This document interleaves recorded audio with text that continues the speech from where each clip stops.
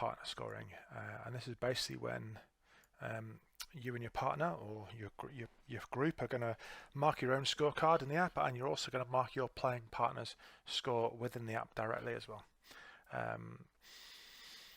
So quite simply, we're going to use both phones here. So I've got Andrew here on the left and Craig here on the right.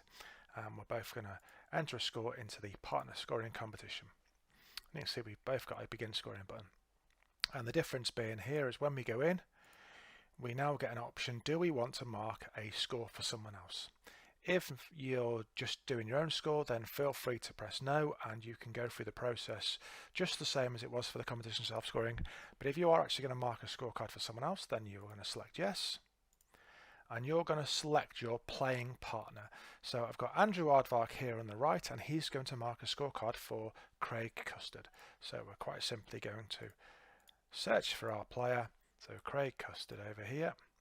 And what that's going to do, that's going to bring in the handicap index and the course details for our playing partner. What tee will they be playing from?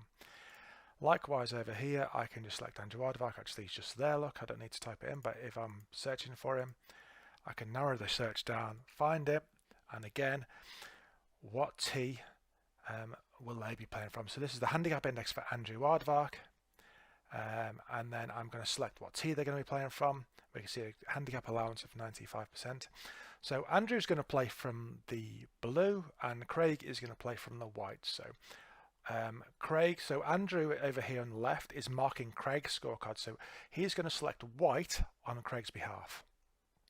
Okay, and Craig is marking for Andrew. So therefore Craig is going to select blue on Andrew's behalf, and they're going to continue. Okay, now each person gets the opportunity to set their own tee. So they're just going to check that their own handicap is correct. So Andrew's handicap index is 17.0. He's going to be playing off the blue. So his course handicap is 19, playing handicap 24. And in this instance, Craig over here on the right, his own personal handicap index is 6.5. He's playing off the white tee, so he's going to have a course handicap of 7 with a playing handicap of 7. Once we're happy, we're going to confirm and start scoring. Now, it's very similar to the self-scoring, the difference being that you can see that we actually have 2 scoring options. So we have our playing partner here on the top and our own score is on the bottom. So we can see that Craig has a handicap index of 6.5, course handicap 7, playing handicap 7, which matches before. Andrew has a 17 with a 19 course and a 24 playing. We can see that's mimicked on Craig's phone over here on the right. So Andrew's score is at the top, 17, 19 and 24, and then Craig's score is at the bottom, 6.5, 7 and 7. And we're just going to enter scores exactly the same as we did for the self-scoring, and you just literally use the plus and minus on each of the scores, and once we're happy that's gone through, then we just navigate to the next hole. So for speed and simplicity, I'm just going to enter 17 pars for each of these players, and then I'm going to make a mistake on the 18th intentionally so that I can show you how to resolve a mistake. So I'm just going to populate these holes, so bear with me 1 second while I fire these in.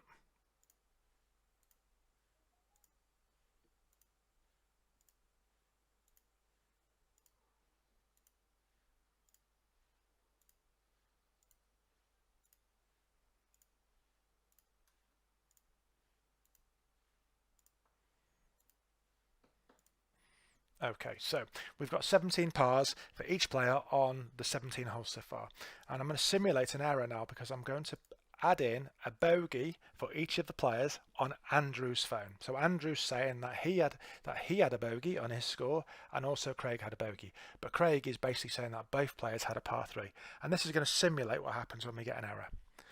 So once we're happy that we've got all the scores in, we can just navigate back onto the first and finish that card. Right, now we get the opportunity to check the scores that you've marked for your playing partner. So over here, Andrew's phone on the left, he's going to check the scores that he's marked for Craig, and Craig here on the right is going to check the scores he's marked for Andrew. So when we go into both of these, we're going to see that there's an error on the 18th hole, and that's clearly identified in red, and then we then actually mark that the back nine has an error, so they're giving us an error on the total. So we can see that Craig put Andrew down as a 3, but Andrew marked himself as a 4. And over on Andrew's phone, Andrew marked himself as a 4, but Craig marked him as a 3.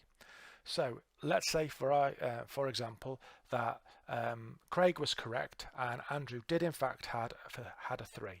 So Andrew can simply go onto his phone.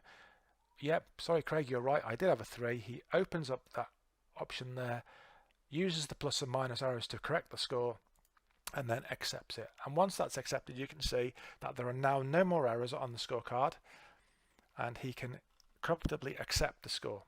Now, over here on Craig's phone, it's Andrew that's got the wrong score. So when he presses on that button to doing it, it's basically saying that Andrew is the one who with the mistake, so Andrew is the one that needs to correct it.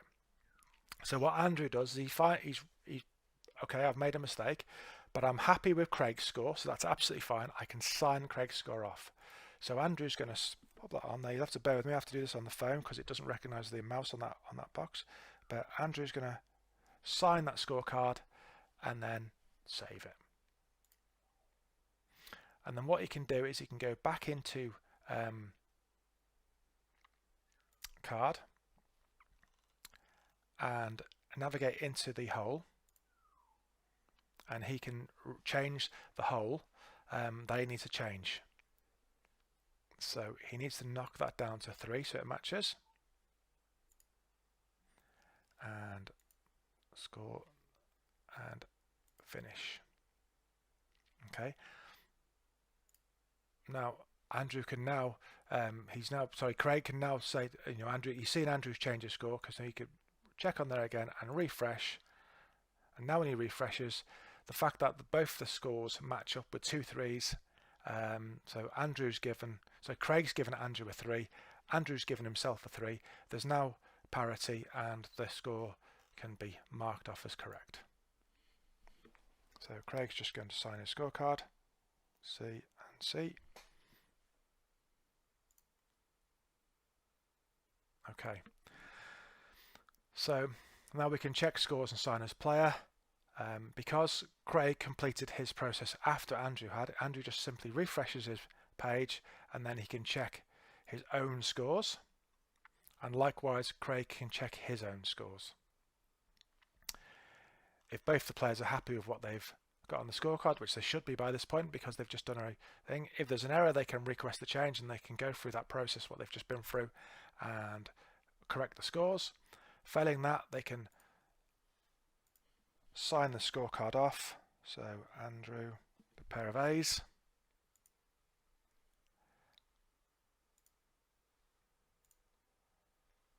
Craig with a pair of C's, for example.